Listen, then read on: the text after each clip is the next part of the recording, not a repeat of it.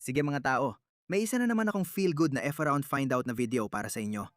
Dahil, gaya ng alam nyo, kaming mga may alam tungkol sa Islam ay matagal nang nagbababala sa kanluran na kapag nag-aangkat kayo ng mga kultura mula sa third world, lalo ng Islam, dadalin nyo rin ang mga kaugalian nila mula sa third world.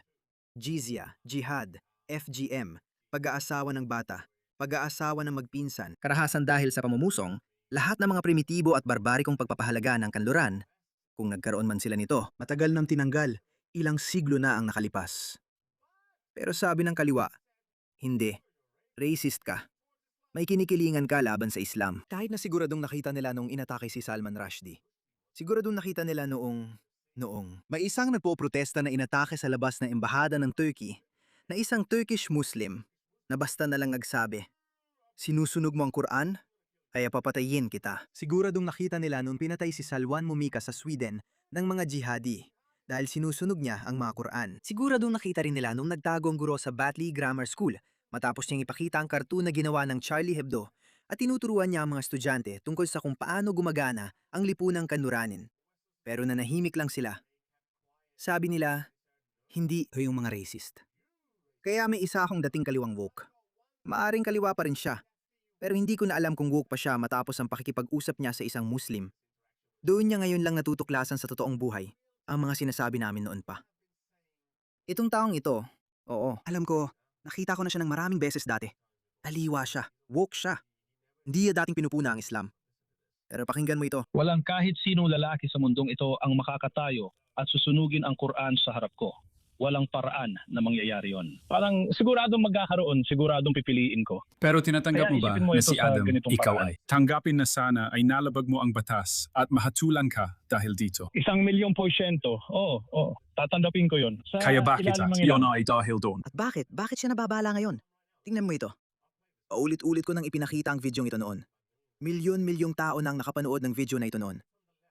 Wala ni isa mula sa kaliwa ang pinuna ang mga taong ito. Wala rin mga kaliwa o yung tinatawag na lipstick o moderate na mga Muslim. Hindi papayagan ng Birmingham ang kawalang galang sa ating propeta, sumakanyan nawa ang kapayapaan. At magkakaroon ng mga bunga ang inyong mga ginawa. May mga kahihinatnan ang inyong mga aksyon. Mula pagkabata, sinanay na kami na dapat naming ipagtanggol ang dangal ng aming propeta at handa kaming ialay ang aming buhay para dito. Matagal na silang nagsasabi ng mga ganyang kalokohan. Taon na, dekada na. At matagal na mindfulness binabalaan kayo tungkol sa ganitong ugali. Pero ngayon, itong kaliwang mamamahayag ay parang, well, okay. Seryoso? May isa pang mamamahayag na host sa radyo. Sa tingin ko, ang pangalan niya ay James. Nakalimutan ko na ang pangalan niya. Sobrang bobo niya, sobrang kaliwa at woke. Hindi magbabago ng isip ang mga taong ito hanggat may masamang mangyari sa kanila. At nagsimula na rin kaming magbalita tungkol sa mga woke na babae na, sa kasamaang palad, natututo sa masakit na paraan. May ilan na namatay, may ilan na dinukot, may ilan na nakaranas ng masasamang bagay. Ang mga taong katulad niya, kailangan nilang maranasan mismo yon. Parang, kaya pala yun ang babala ni Tommy Robinson sa atin. Dahil napakahalaga ng Quran para sa'yo na handa kang makulong dahil sa marahas na gawain kung sakaling sinusunog ito sa harap mo. Kung magiging tapat ako sa iyo, nakulong na ako dahil sa mas magaan pa riyan. Kaya oo. Nakulong na siya dati. Nakulong na ako para sa mas mababa pa dyan. Kaya oo, napaka-importante yan. Oo. Sa tingin ko, ang sagot mo ang problema. Sa tingin ko, kung sasabihin mong ang anumang panunutya sa reliyon mo ay magre-resulta sa marahas na pag-atake sa taong yon, nakakasikil yan sa kalayaan sa pagsasalita dito sa bansa. Walang Ang kalayaan kakayahan, sa ang pagsasalita. karapatan na Ano ba manguya, yung biro ganun ba? tungkol sa kalayaan sa pagsasalita na lagi mong sinasabi? Kalayaan sa pagsasalita. Wala namang binubuli ang Islam. Yan ang nangyayari. Binubuli ang Islam. Matagal na itong nangyayari. At na yun, iniisip ng mga tao na pwede na lang nilang gawin ng kahit ano, kahit saan. At hindi, oo. Pero paano kung sa isang aralin sa relihiyon, ipapadrawing ng guro ang imahe ni Propeta Muhammad, hindi para kutiyain si Propeta Muhammad, kundi literal lang na ipapadrawing kung ano ang maaring hitsura niya. Dapat papayagan yan. Hindi dapat dahil Bakit hindi? bawal Hindi yun ba? sa amin.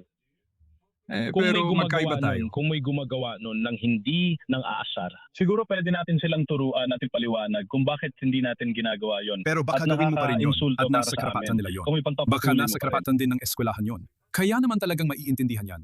Yan ang iyong pananampalataya. Yan ang iyong mga tradisyon at kultura sa relihiyon. Hindi kami sumusunod dyan. Ito ay isang secular na paaralan. Ito ang ginagawa namin. Kung ganun, wala na akong kinalaman sa paaralan yan. Kita mo, yan ang host ng balita na nalaman niya mismo sa oras na yon na baliw talaga yung tumawag. Pero nagsasalita siya para sa maraming tao. Ngayon, nakita natin ang gobyerno ng labor nitong mga nakaraang taon mula nang sila'y maupo sa pwesto na sinusubukan, siyempre, maglatag ng definisyon ng Islamophobia na sa totoo lang ay magiging daan para sa mga batas laban sa pambabastos sa reliyon. Kaya hindi mo pwedeng batikusin ang Islam. Pero gusto mo bang makita kung ano ang ibig kong sabihin dito? Walang relihiyon, walang teolohiya, walang dapat na hindi pwedeng batikusin sa loob ng ating bansa. Kristyanong bansa tayo, di ba? Pero may mga tao sa bansang ito na ayon sa sarili nilang salita ay gagawa ng mararahas na gawain. Hindi ba kamangha-mangha yun? Sa isang Kristiyanong bansa, pwede mong batikusin at pagtawanan ng Kristyanismo, pero hindi mo pwedeng batikusin o pagtawanan ng Islam. Ang hindi naintindihan ng Neanderthal na yon, parang, anong ibig mong sabihin? Malayang pananalita? Walang malayang pananalita. Hindi naintindihan ng tanga na yon na ang malayang pananalita ang dahilan kung bakit pwede niyang ipahayag ang opinyon niya ngayon. Sabi ko, siguro dapat tanggalan natin ng malayang pananalita ang mga Neanderthal na to ng mga 10 taon o ganoon. I-update natin ang software. Kung naramdaman niya na ang reliyon niya ay kinikritiko, pinagtatawanan, o basta pinag-uusapan at sinusuri. At ito ang gusto ng mga tao sa bansang ito. Gusto nilang makagawa ng mga batas laban sa kalapastanganan sa relihiyon sa palihim para higpitan ang kalayaan sa pagsasalita. At tama siya. Isang bagay na wala talagang kalayaan sa pagsasalita sa bansang ito, malinaw na malinaw. Pero mas mapapasama pa ito kung talagang pagbibigyan nilang mga tao sa bansang ito at maglalabas sila ng mga definisyon ng Islamophobia. Totoong magiging kabaliwan niyon. Pero yan ay isang lalaki na literal na nagsasabing gagawa siya ng mararahas na bagay online kung may pumuna o lumait sa kanyang relihiyon na talagang kabaliwan kung iisipin na ang UK ay hindi isang bansang Islamista o Islamiko. Pero hindi na tayo nalalayo mga kaibigan. Si Kelly J. King ay tinawagan lang ng Met Police dahil sinabi niya, ilayo ang Islam sa ating mga gusali. Ilayo ang Islam sa ating pampublikong buhay. Ayan na. Hello, magandang hapon. Hi. Pwede mo lang ipakita na tama ka. Oo, ayos lang. Salamat. Salamat sa pagtugon sa aming liham. Kaya gusto ka sana naming imbitahan para sa isang voluntaryong panayam. Para sa isang voluntaryong panayam, Tungkol ito sa dalawang magkahiwalay na investigasyon. Naganapin ito sa isang istasyon ng pulisya sa London at ito ay bahagi ng pagtiling ng larangan. Sige, para saan? magsimula ka dito. Kaya yung dalawang paratang ay galing sa iyong United Kingdom rally.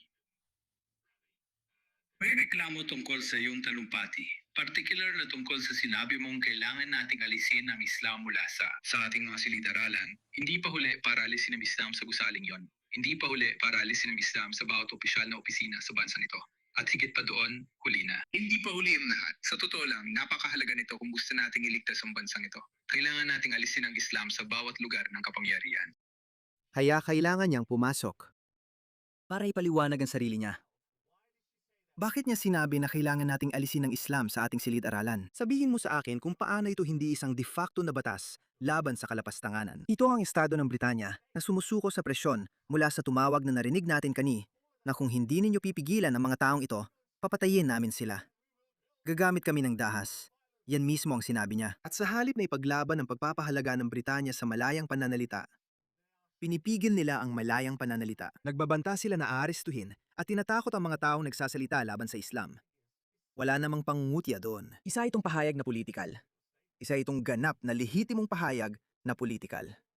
Ang buong layunin ng malayang pananalita ay para makapagpahayag ka ng opinyong politikal nang walang takot na uusigin ka ng Estado. Yun lang. Yun ang buong punto. At kung may sinuman na nagbabantang gumamit ng dahas sa isang sibilisadong lipunan, doon na dapat kumilos ang Estado. Kaya dapat tinawagan ng Met Police ang taong yon. Hoy, nagbanta ka na papatayin mo ang sinumang bumabatikos o nagsusunog ng kopya ng Quran. Pwede bang pumunta ka para sa isang voluntaryong interview? Sa totoo lang, hindi na nga dapat kailanganin ang voluntaryong interview. Isa na yung pag-amin talaga. Hulihin, ikulong, palayain, makalipas ang 10 taon. Kansilahin ang iyong pagkamamamayan. Umalis ka na papunta sa disyerto mo, kung saan ka man galing. Ganon dapat. At tandaan mo ang sinasabi ko, kung makaliligtas ang kanluran, yan ang hinaharap. Ganun ang mangyayari. Kayo, ang kanluran, kailangan maging lubos na walang awa pagdating sa pakikitungo sa Islam, o magwawakas ang kanluran, o magiging isang talababan na lang ang kanluran sa kasaysayan. Malungkot yon.